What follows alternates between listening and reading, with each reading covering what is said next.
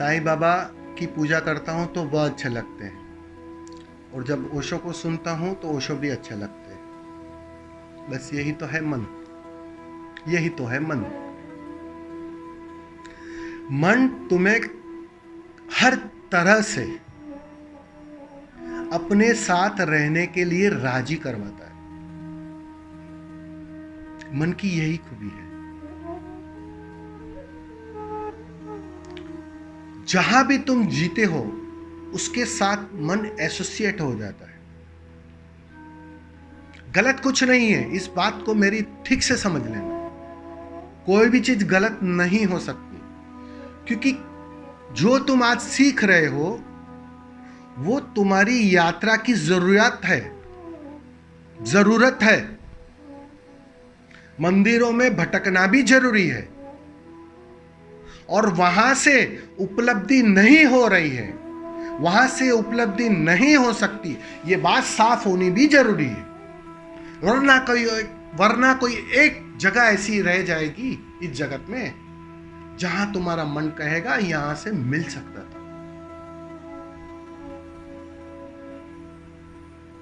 सोचो जरा,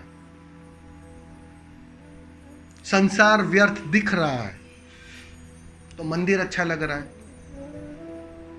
लगता है मंदिर से वह सुख, वो आनंद, वो परमानंद की अनुभूति होगी, उसको मैं उपलब्ध होगा। वहां भी कुछ दिन जाते हो तुम, वहां भी पूजा पाठ करते हो, बहुत कुछ करते हो आप, उसी आकांक्षा से भरे, लेकिन हाथ खाली का खाली रहता है। अब आप सोचो जरा, मैंने गए समय कहा था कि आध्यात्मिक भी व्यर्थ हो जाता है, उससे भी कुछ उपलब्ध नहीं हो सकता। ये तो शिखरतम बात हो गई।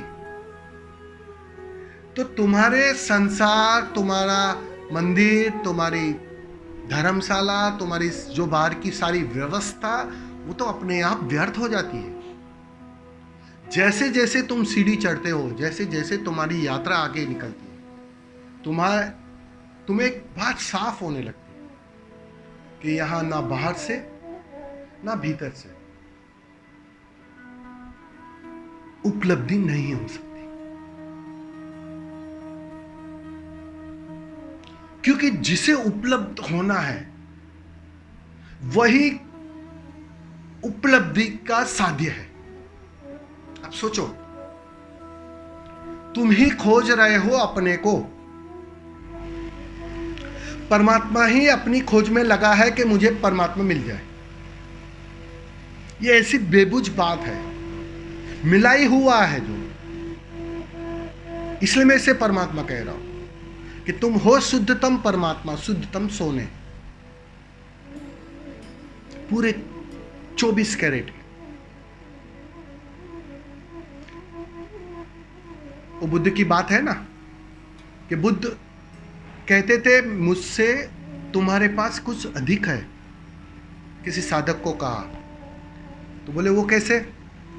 बोले मैं 24 कैरेट का सोना हूं, कोई कचरा नहीं है इसके अंदर,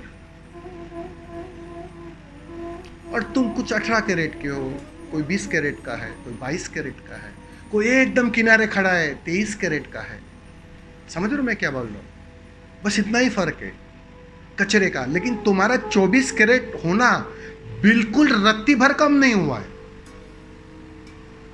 एक 18 कैरेट का मतलब इतना है कि उसमें 6 कैरेट का कचरा सम्मिलित है, इसलिए उसकी गुणवत्ता 6 कैरेट कम हो गई। तुम हो जाओ 24 कैरेट, कचरे से खाली हो जाओ,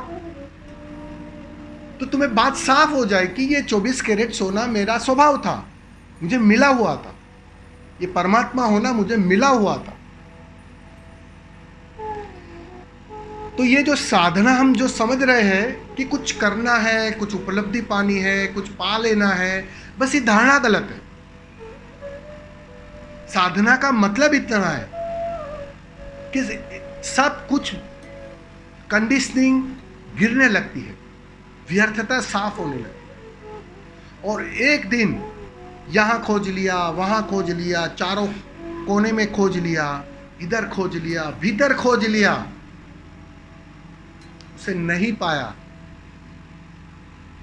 वही घोषणा कर लेता है, अहम ब्रह्मास्मि।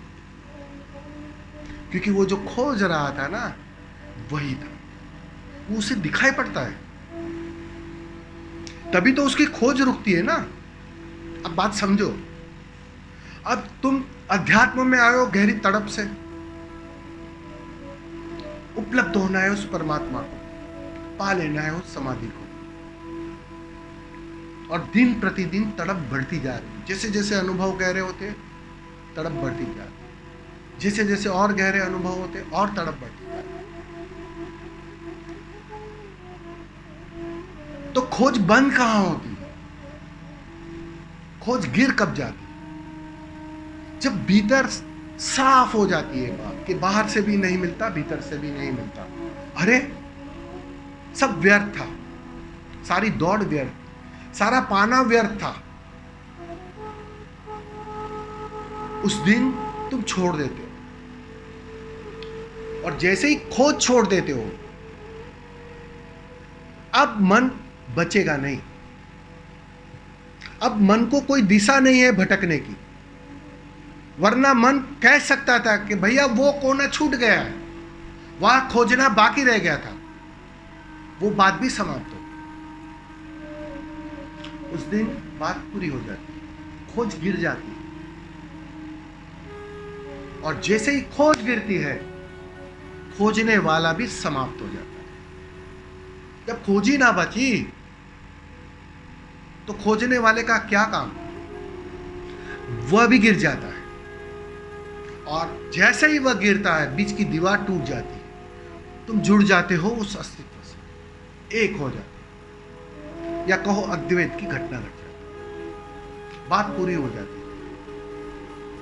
न करने को कुछ बचा, न देखने को कुछ बचा, न जानने को कुछ बचा, न पाने को कुछ बचा, क्योंकि जो मिला हुआ है इन सबसे अधिक है।